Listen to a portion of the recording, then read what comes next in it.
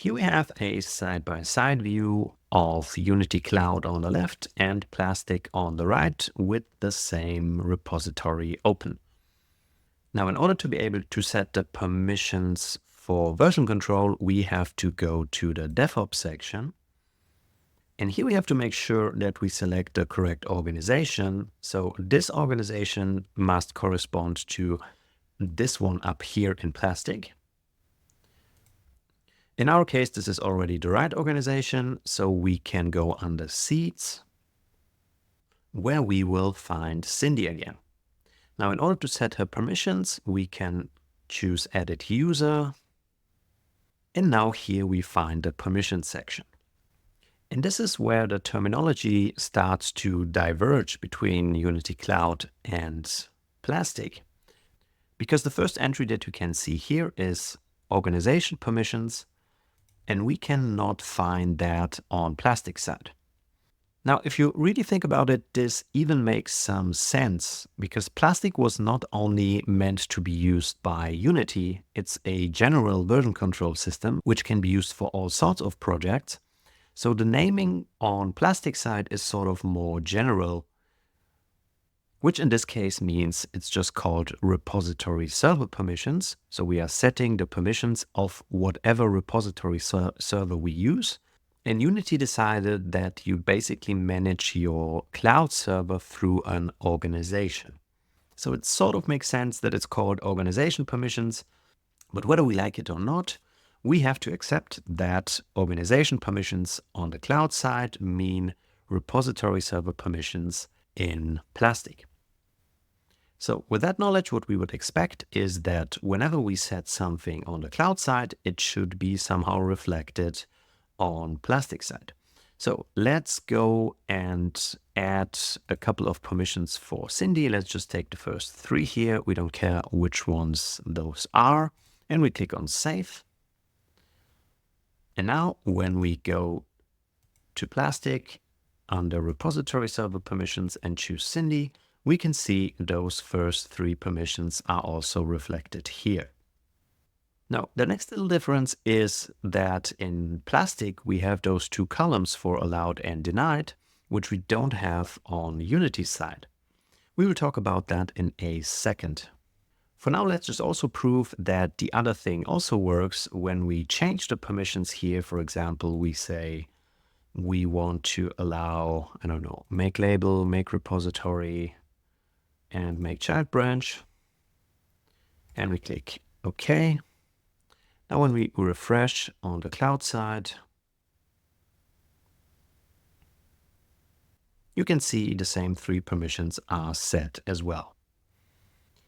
Okay, we talked about the permission hierarchy. So when we go to the repository permissions, we would expect that those permissions are inherited.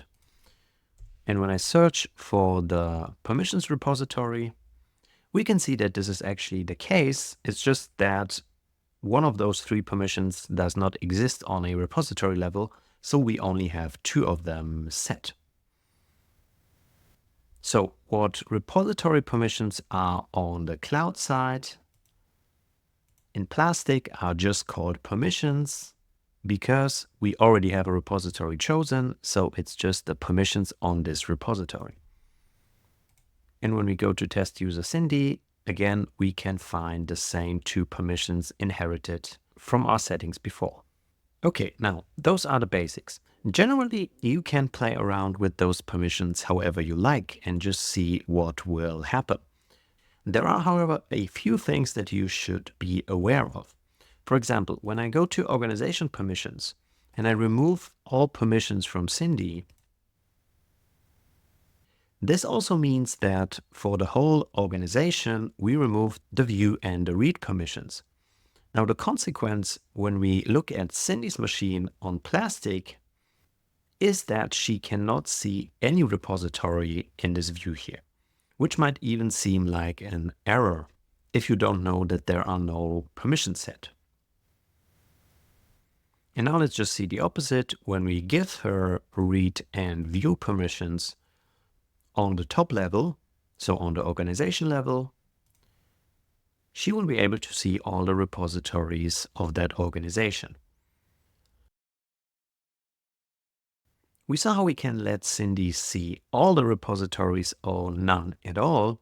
Obviously, we can also just let her see the repositories that we want her to see.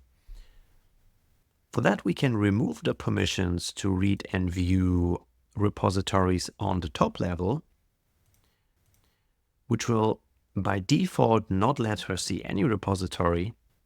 But then when we go to the particular repositories and, for example, we choose our permissions repository, we can override the top level permissions and just let her see some of the projects. For example, this one. So again, here I can choose view and read. And now when we look on Cindy's machine, she can see this one repository only. Also be aware of one thing when you already have a local workspace. So for example, a Unity project. And after that, you remove the read and view repositories for that project for a particular user, it will not be able to actually connect to Plastic anymore for that project. It will try to read the stuff from the Plastic repository, which is obviously not possible because there are no permissions. Unity is not very transparent in those cases. It will say something like trying to connect. So be aware, if you have a problem like that, chances are that it has something to do with the permissions for your user. Okay, great. We covered most of the stuff that is actually important to solve most of the problems.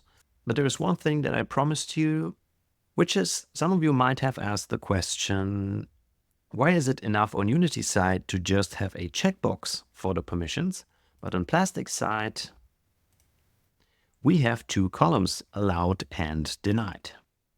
So let's briefly talk about this next.